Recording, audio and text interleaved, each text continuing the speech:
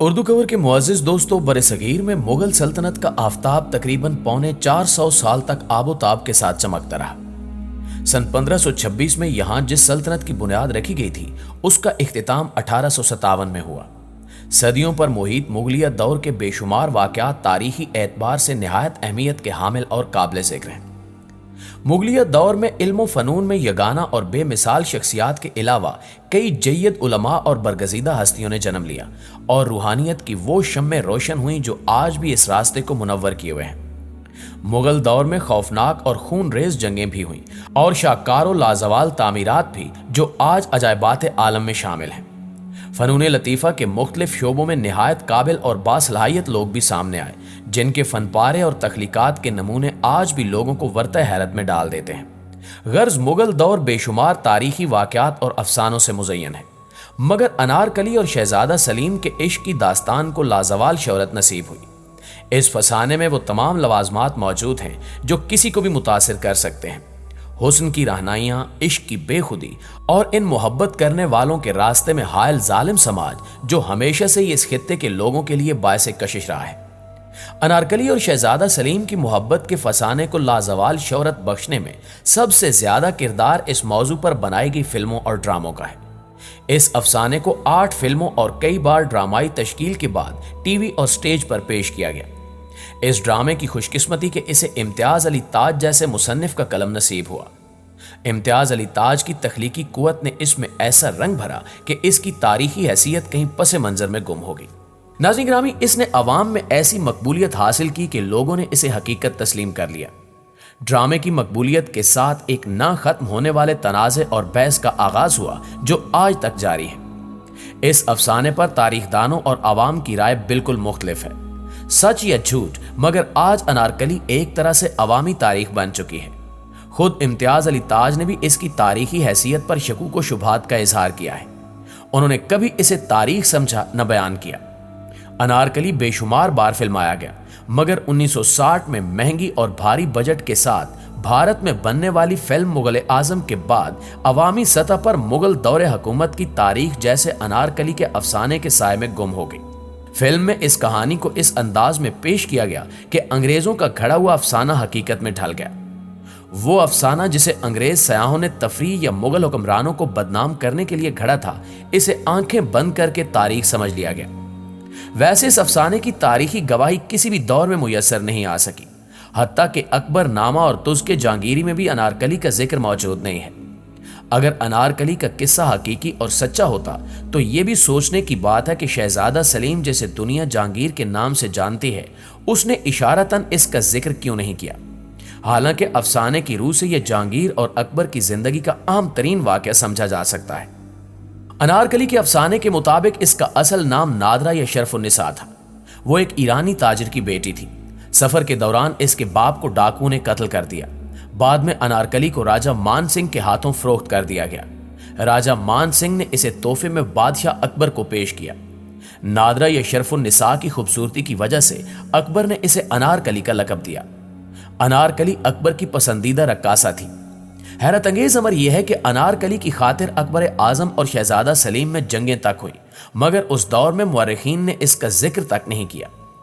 اس دور کے غیر درباری اور عام اہل قلم یا مورخین بھی اس واقعے پر خاموش ہیں اور شاہی محل کے ان 2 عام ترین کرداروں کا تذکرہ کرنا گوارا نہیں کیا۔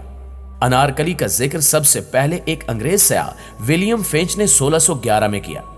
اس نے لکھا کہ لاہور میں ایک مقبرہ دیکھا جس کے متعلق بتایا گیا کہ بادشاہ نے اس کنیز کو شہزادے کے عشق کے جرم میں دیوار میں چنوا دیا۔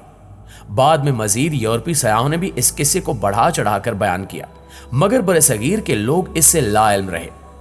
2 صدی بعد ادب میں انارکلی کا افسانہ مقبول ہونے لگا اور مختلف مورخین نے اس واقعے کو بیان کیا۔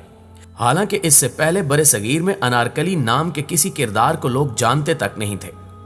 انگریز سیاحوں کی لکھی ایک فرضی داستان صدیوں بعد برصغیر کے لوگوں کی تاریخ بن گئی۔ اب سوال یہ ہے کہ اگر انارکلی افسانہ ہے تو لاہور میں موجود مقبرہ کس کا ہے اور اسے انارکلی کا مقبرہ کیوں کہا جاتا ہے؟ بعض مورخین اور تذکرہ نویسوں کے مطابق یہ مقبرہ شہزادہ سلیم کی بیوی صاحب جمال کا ہے جو جہانگیر نے خود تعمیر کروایا تھا۔ इसके अनारकली से मंसूब हो जाने की वजह एक ये भी बताई जाती है कि यहाँ अनारों के दरख्त होते थे जो बाद में नहीं रहे। ये किस्सा और इससे मुतल्लिक अफसानवी रिवायात चंद किताबों के अलावा कहीं नहीं मिलती। वो दीवार जिसमें अनारकली को जिंदा चुनवाया गया था, उसके आसार भी नापैद हैं।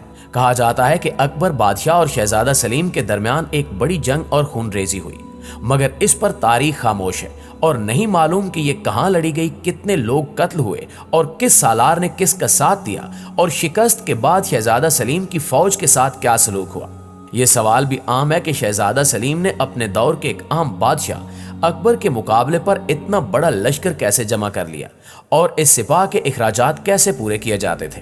बाज रिवायात के मुताबिक अनारकली का जिस सन यानी 1599 के आसपास इंतकाल हुआ, उस वक्त अकबर बादशाह लाहौर में मौजूद ही नहीं था। रिवायात के मुताबिक शीश महल के आईने में अनारकली और शहजादा सलीम को एक दूसरे की जानिब मुस्कुराते हुए देखा गया। दिलचस्प हकीकत यह है कि उस वक्त शीश महल तामीर ही नहीं हुआ था। अनारकली की दास्तान में बेशुमार वाक़यात ऐसे हैं जो कभी पेश ही नहीं आए और न ही इनके शवाहिद मिलते हैं। अनारकली की कब्र पर शहजादा सलीम ने एक शेर लिखवाया था कि अगर महबूब की शक्ल देख लूं तो ताहशर रब का शुक्र अदा करूं, जिससे अंदाजा होता है कि इस कब्र में मदफून खातून कोई आम नहीं बल्कि बहुत खास थी। अब दिलचस्प बात यह है कि अगर लाहौर में वाक़े मकबरा अनारकली का न भी हो तो यकीनन किसी आम खातून का है, मगर इसका कहीं कोई जिक्र क्यों मौजूद नहीं है।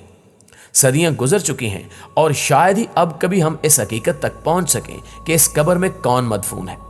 ये मकबरा भी अनारकली को जिंदा चुनवाए जाने के अफसाने की तरदीद है, क्योंकि खुदाई के बावजूद इसमें से किसी दीवार के आसार तक नहीं मिले। मुख्तसर ये कि अवाम के जहनों में बसी अनारकली को तो शायद ही कभी निकाला जा सके, मगर ये मुहक्किकीन का फर्ज है कि तारीख़ व आसार से मुतल्लिक अपने इल्म और तहकीकी इस्तेदाद को बरूए कार लाते हुए इस वाक़े की हकीकत को सामने लाएं। अगर ऐसा न हुआ तो शायद आने वाली नस्लें मुगल दौर की तारीख के नाम पर अनारकली का ये किस्सा दोहराती ही रह जाएंगी। जी तो मुअज़्ज़िज़ दोस्तों, ये थी हमारी आज की वीडियो, लेकिन इस हवाले से आप दोस्तों की राय क्या कहती है? अगर आप में से किसी दोस्त के पास भी मुस्तनद मालूमात मौजूद हैं तो कमेंट सेक्शन में हमारे साथ शेयर ज़रूर कीजिएगा। हम पूरी कोशिश करेंगे कि अगली वीडियो में वो तमाम तर तफसीलात अपने दोस्तों के साथ शेयर कर सकें। वीडियो अच्छी लगे तो इसे लाइक करते हुए अपने दीगर दोस्तों के साथ शेयर ज़रूर कीजिएगा। इंशाल्लाह आपसे मुलाकात होती है अगली मालूमाती वीडियो में। तब तक अपना और अपने प्यारों का ढेर सारा ख्याल रखिएगा। अल्लाह निगहबान।